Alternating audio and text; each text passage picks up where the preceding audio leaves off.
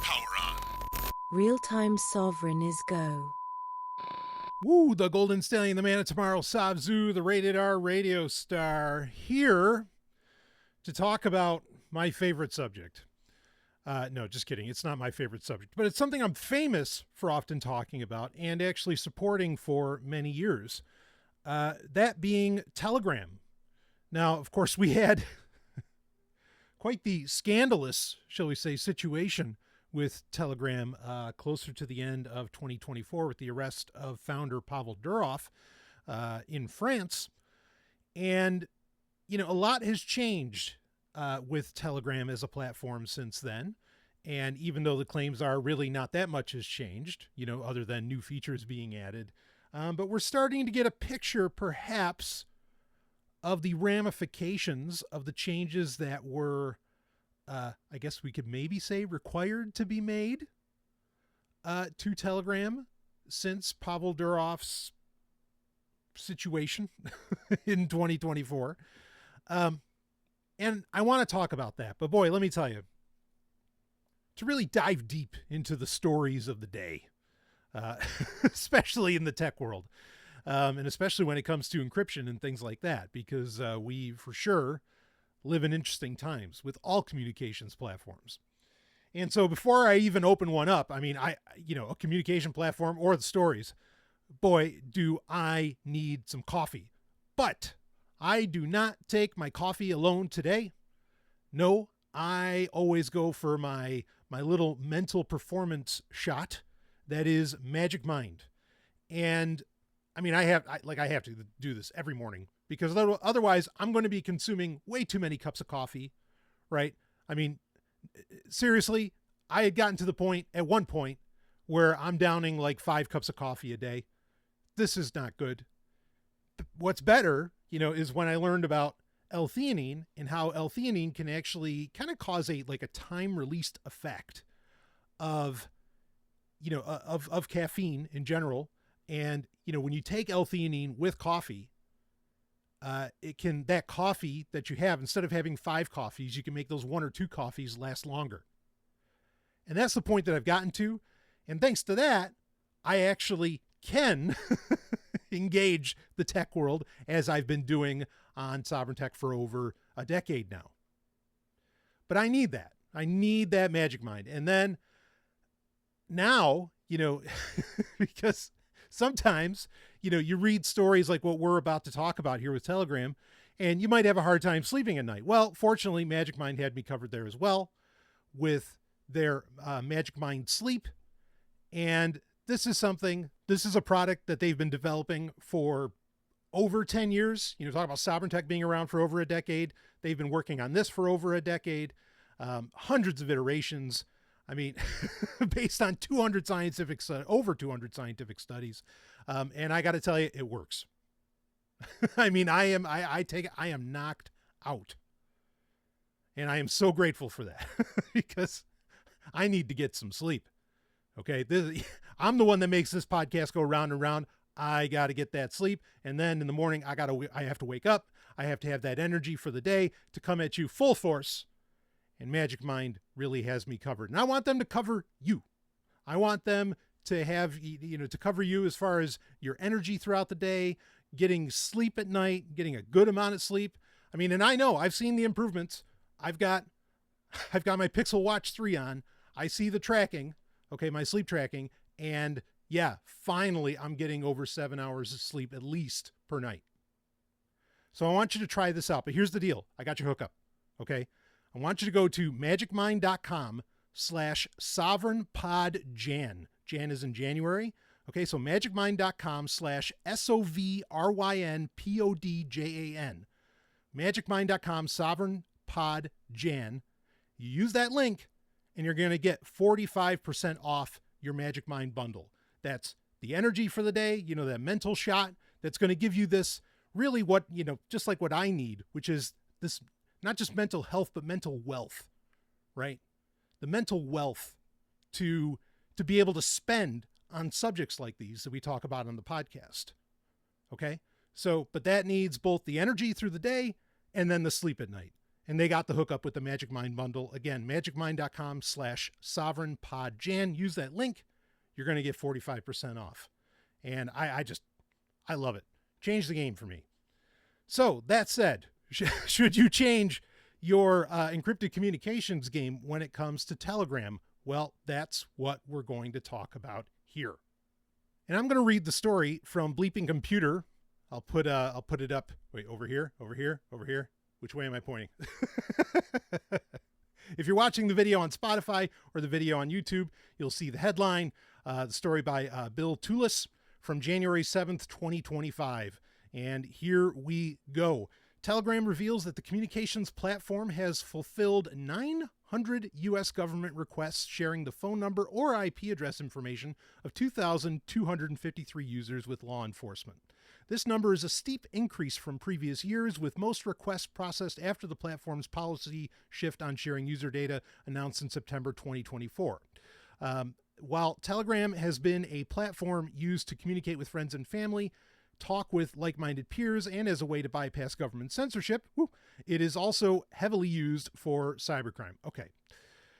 All right. So we could get into all that, but let me come down a little bit here further in the story. Previously, Telegram would only share users' IP addresses and phone numbers in cases of terrorism and had only fulfilled 14 requests affecting 108 users until September 30th, 2024.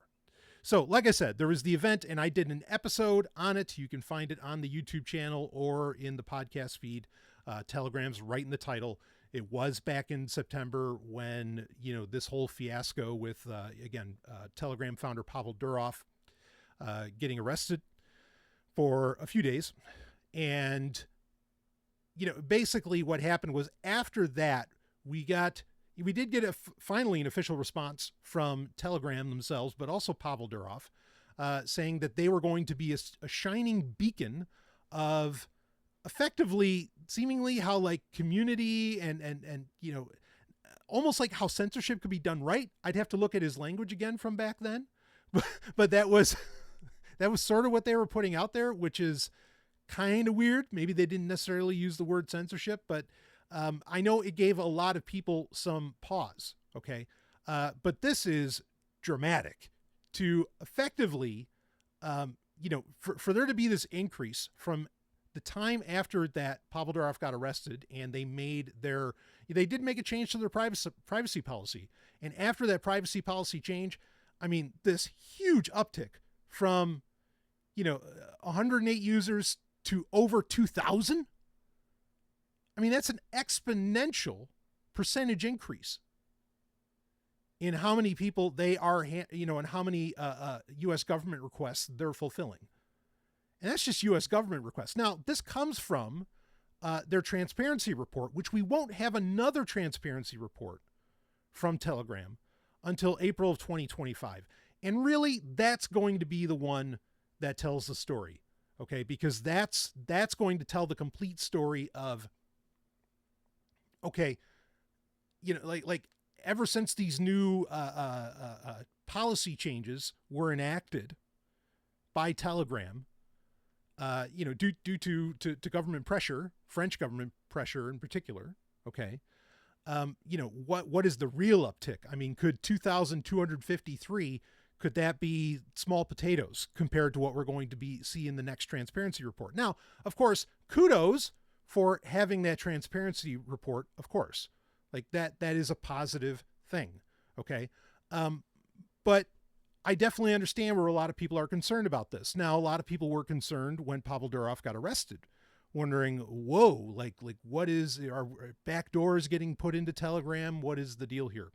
I want to address that for a second, because when I did the previous episode about that situation, my recommendation was, is it time to leave Telegram? And I basically said, look, if you're using Telegram, okay, your shit's not really encrypted unless you're doing end-to-end secret chats that can only be done on a singular device, right? But a lot of people like Telegram because it shares your chat history across as many devices basically as you want. Okay, so using secret chats is kind of antithetical to why I think a lot of people use Telegram. Now, I also said that and I've been saying this for years. There was a time where Telegram was trying to be, kind of a Signal competitor to Signal. They have not been that for some time. Not really. Okay. It's basically a social media platform that doesn't have the same censorship problems as, say, other social media platforms, though even that statement isn't entirely true anymore. I generally don't listen to Joe Rogan, but when I saw that he had Mark Zuckerberg on, I was on that. And certainly a lot I've seen, when I go to the gym, that's really the only time I ever get to, I ever see TV proper. And when I went to the gym, I saw so many different news networks covering that interview that Mark Zuckerberg had with Joe Rogan. And I could spend a lot of time talking about that, that podcast, because it was a very enlightening experience with Mark Zuckerberg. Changed my mind on a few things about him. I'm not saying it's all positive, but it changed my mind on a few things about him. At least he came off as human for once. And he said shit and fuck and wow, okay, great. But regardless, understand that, so with the coming, shall we say, changing of the guard happening in the United States on January 20th, there's been a dramatic shift in the policies, the content policies and the censorship policies, if we were to call them that, on most social media platforms.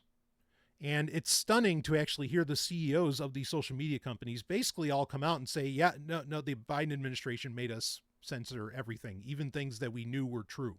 We had to censor, and take that for what you will. Okay. Now, I mean, Pavel Durov, did Telegram censor things? No, not really. But then, they don't really have to censor things if they're just handing over phone numbers and IP addresses, basically tracking information of individuals who may be sharing this stuff anyway. So, I know Pavel Durov might want to do a little bit of a victory lap around this. It's like, well, we weren't censoring any, except for RT in the US, but whatever. But we weren't censoring anybody. We weren't censoring anybody, or at least very few. But now, all these social media companies are coming out now because it's, now because it's in fashion, it's in vogue to not censor with the, coming administration, that, now they're all acting like, yeah, free speech. And you're still handing over info about people. I just, come on. Okay. So anyway, I don't want to get lost too much on that. It's interesting that's occurring, but understand that ultimately Telegram really is a social media platform. It is not, I would not treat it as like a high level encrypted messenger. Okay. And I'm not going to spend a ton of time on what you necessarily should use, but I will say this, the point I was making that I was going to get to originally about what I said in the previous episode was that, look, you got to stop doing the digital hopscotch, because you'll be doing that forever. 1 month, this platform's okay. The next month, this platform's okay. Like, I get the sense that probably there's a lot of asshats across the political spectrum that now think using WhatsApp is like legitimate. Like, oh yeah, no, I believe Mark Zuckerberg. He was on Joe Rogan or something. And it's like, wait, what? like why the sea change suddenly? If you didn't think that the implementation of Signal was perfect before, why would you suddenly think it is now? Again, the digital hopscotch is just nuts. Okay. But I could see where a lot of people would be very concerned with this, reporting out of Bleeping Computer, as well as 404 Media, that, wow, like the handing over of information to the U.S. government and who knows what other governments is rather alarming to me. And again, that's completely fair. Okay. So if you're looking to get away from Telegram for your encrypted communications, just understand that what you go to beyond that is you're looking for encrypted communications, not another social media platform, because you're really not going to find a social media platform like Telegram anywhere else. You're just not, because as much as I critique him, at the same time, yes, it is the platform with the least amount of censorship compared to, X, Instagram. And I mean, really, compared to those, it really is, and so many. But all of these things, none of these things are really censorship resistant. Okay. Unless you're doing genuine end-to-end encryption, I mean, they're not censorship resistant. Or I mean, what does resistant mean? Yeah, there's different degrees. Okay, sure. But you get my point. So should you use Signal? Yeah. I mean, I think Signal is a fantastic option to use. Why? Because it's what the CIA uses, and it's never going to get shut down, and they don't want backdoors in their shit either. I always say this, like, because I hear it from people all the time. Oh, well, the Signal Foundation gets funding from the U.S. government or something. And it's like, yeah, because they need this too. Again, it blows my mind. Like, people talk like the government has these like wildly advanced technologies. No, they don't have wildly advanced technologies for communications. They have the same technologies you have. The only thing they have over it is they have backdoors, 0-day exploits. Those are the things that they shore up, but they don't have something that is somehow better encrypted than Signal. Math is math. And the math is just as solid on what used to be called the axolotl protocol, or what is now the Signal protocol, as it is on anything. I mean, boy, if there's one thing I could get libertarians to try and like grow up about, that would be one of the biggest ones. Is like, stop getting over this idea that, oh man, yeah, the US government or the alphabet soup organizations in particular have, access to like wildly advanced technologies that they can use to be super secret and blah, blah, blah. No, they use all the same stuff. Why would they pull out a fucking phone that looks like something out of Star Trek? Or, I mean, our phones already look like they're out of Star Trek, but why would they pull out something that looks wildly alien? I mean, that's going to stand out like a sore thumb. No, they use iPhones. They use Android phones. Okay. They might put custom stuff on it and not allow certain aspects, certain, software categories and whatever to be installed on it. But by and large, I mean, the military uses Android, right? They have their own version of Android, but it's completely open source. You can download it and install it. Just stop. I mean, if you want to get into more, and I don't say this derogatorily, if you want to get into more conspiracy territory, like breakaway civilizations and, like, oh, there's actually a secret base on Mars or something like that. Like, if you want to go into those distances, okay, that's completely different. But none of that stuff again, that's a wholly different conversation and has nothing to do with what we're talking about here. The end-to-end encrypted protocols that we have here are the best in the business. You have access to all of them, and it's the same stuff that the government uses, flat out. Might they use satellite phones? Sure.